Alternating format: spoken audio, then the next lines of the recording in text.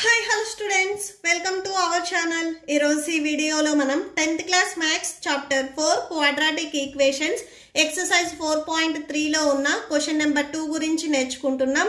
మీకు ఈ చాప్టర్లో ఉన్న all exercises videos, all example videos and ఈ చాప్టర్ ఇంట్రడక్షన్ వీడియో ఈ వీడియో లాస్ట్లో మీకు ప్లేలిస్ట్ డిస్ప్లే అవుతుంది, చెక్ చేసుకోవచ్చు. అండ్ క్వశ్చన్ నెంబర్ 3 కూడా మీకు ఈ వీడియో లాస్ట్లో డిస్ప్లే అవుతుంది, చెక్ చేసుకోవచ్చు. ఫస్ట్ మీరు ఈ ఎక్సర్సైజ్ చూసే ముందు మీకు బిఫోర్ పేజెస్లో ఇక్కడ 3 పాయింట్స్ ఇచ్చారు. ఈ 3 పాయింట్స్ అనేవి మీకు ఐడియా ఉండాలి. ఫస్ట్ గివెన్ ఈక్వేషన్ ఏదైతే ఉందో దానిని మనము ax² + bx + c = 0 ఈ ఈక్వేషన్తో కంపేర్ చేసినప్పుడు b² - 4ac value greater than 0 కంటే గ్రేటెస్ట్ వాల్యూ వచ్చినట్లయితే దానికి 2 రియల్ రూట్స్ ఉంటాయి. సపోజ్ ఆ వాల్యూ అనేది 0కి ఈక్వల్ అయినట్లయితే 2 ఈక్వల్ రూట్స్ ఉంటాయి. సపోజ్ వచ్చిన వాల్యూ అనేది <0 అంటే నెగిటివ్ వాల్యూస్ వచ్చినట్లయితే, అంటే మైనస్లో వచ్చినట్లయితే దానికి నో రూట్స్ ఉంటాయి. ఓకే, సో క్వశ్చన్ నెంబర్ 2 చూడండి. Find the value of k for each of the following quadratic equations so that they have 2 equal roots. 2x² + kx + 3 = 0.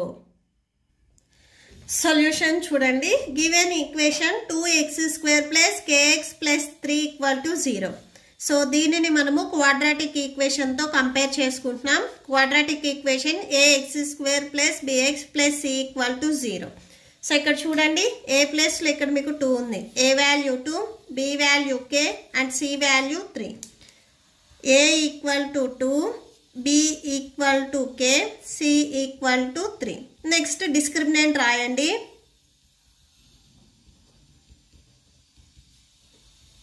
Discriminant, so discriminant b² - 4ac = 0.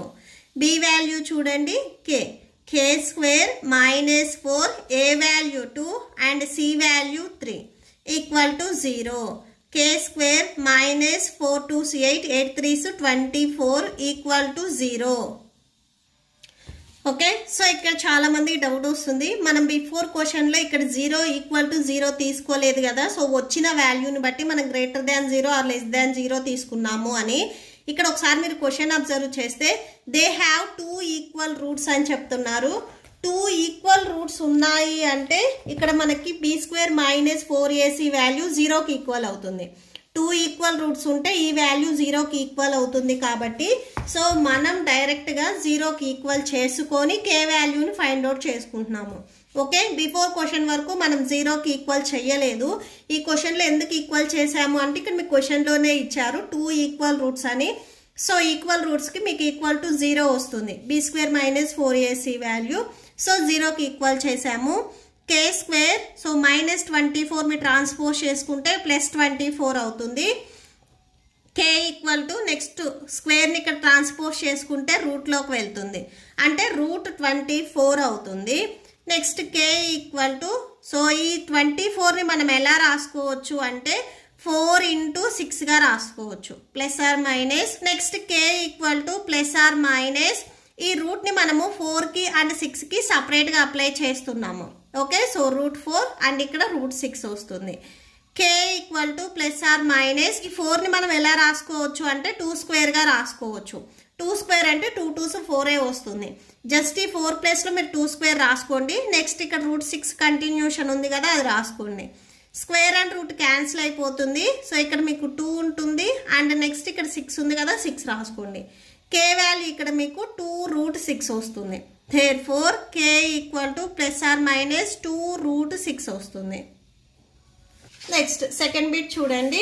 Given equation kx × x - 2 + 6 = 0. ఈ kx అనేది బ్రాకెట్లో ఉన్న 2 టర్మ్స్కి multiply అవుతుంది, అంటే xకి multiply అవుతుంది and 2కి కూడా multiply అవుతుంది. kx × x, x² - 2 × kx 2kx అవుతుంది, +6 = 0. ఓకే, సో దీన్ని ఇప్పుడు మనము కంపేర్ చేసుకోవాలి. It is in the form of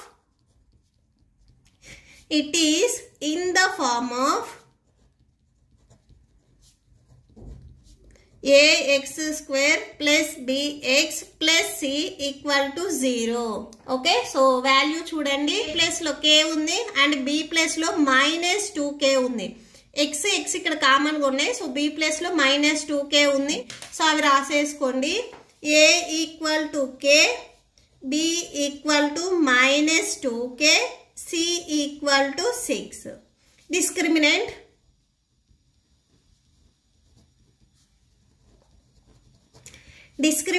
b square minus 4ac, 2 equal roots ఉన్నాయి కాబట్టి ఇది ఈక్వల్ టు 0 అవుతుంది.